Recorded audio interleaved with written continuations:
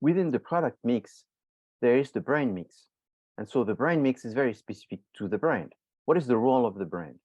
Well, you create some expectations, you reduce people perceive risk because they believe if it's a brand, there's someone ownership and someone trying to make a product that is better. You make it easier for people to make a decision to buy your product because they may know the brand and they can recognize the brand.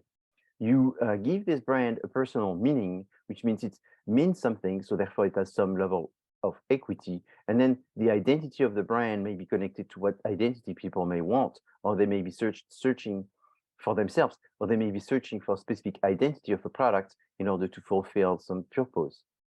So the role of brand is therefore helps the business specifically for handling the products because they may have different brands, they may have different targets, they may have different markets, and they have different brands for all of these. Then it also helps them organize their inventory. It gives them some protection because it protects them from competitors by separating themselves with the trademark of the brand. It helps people, again, make decisions to buy and buy again, and therefore it builds what's called brand loyalty. And also, it's one advantage to stay competitive because people may be buying a brand more than they're buying a product.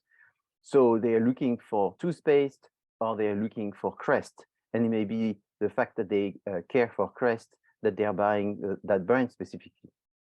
Brands have a meaning and brands are associated with a specific word and that becomes their positioning, their slogan. So Volvo associated with safety, BMW driving, and Mercedes-Benz engineering. Brand equity is the difference between a branded product and a non-branded product. So if you sell pet food, you are non-branded, but if you sell Petco food, suddenly it's associated with the brand Petco. So the brand equity is made of four features. Brand awareness is do people know the brand? Brand association is what are the meaning associated with the brand? Brand quality are what are the connections and connect with the concept of quality in terms of more higher quality or lower quality.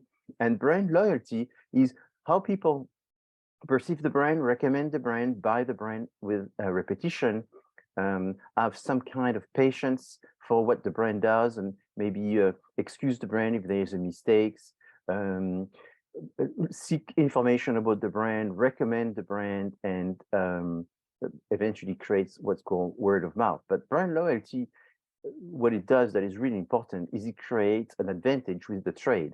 The trade are the distributors, for instance, the channel of distribution.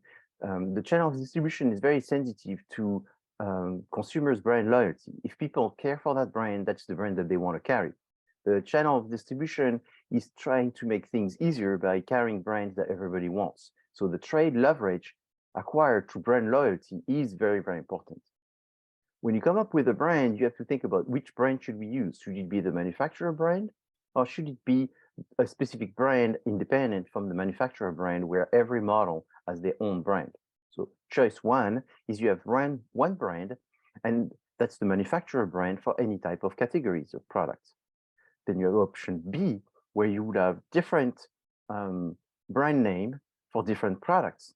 And so this is very important because then you can also have combination where you have the manufacturer brand and then a specific model brand. So Philips is very famous for being a brand that keeps the same brand for all the products that they make, versus you may have Nestle, which is very famous for creating multiple type of brand in order to apply to different target, different products, and that becomes their brand makes them more competitive. At the same time, they create many, many brands. Creating many, many brands in order to get market share is called flanker strategy.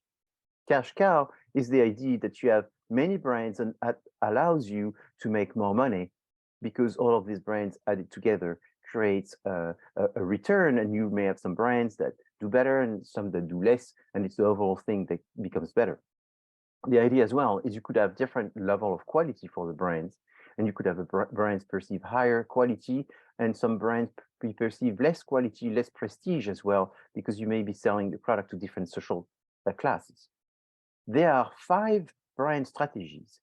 The first one is selling the same product with the same brand, and this is called line extension. So you're not changing anything, you're using the same brand, and you just maybe adding an element such as Danone yogurts strawberry, Danone yogurt vanilla, and Danone yogurt chocolate, and you keep having Danone yogurt as the brand that you keep using.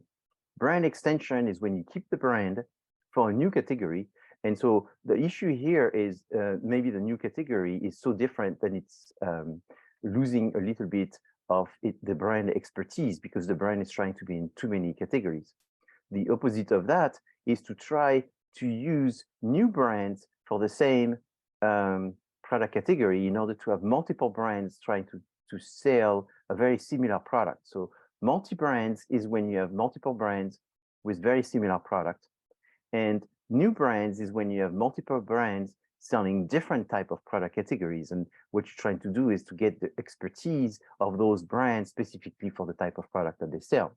Co-branding is a strategy where you have a combination of brand and the addition of those two brands help sell the product because there's a double expertise. So maybe you sell a Ford with a Cummins diesel engine because Cummins is very famous for the diesel engine and Ford is very famous for building cars.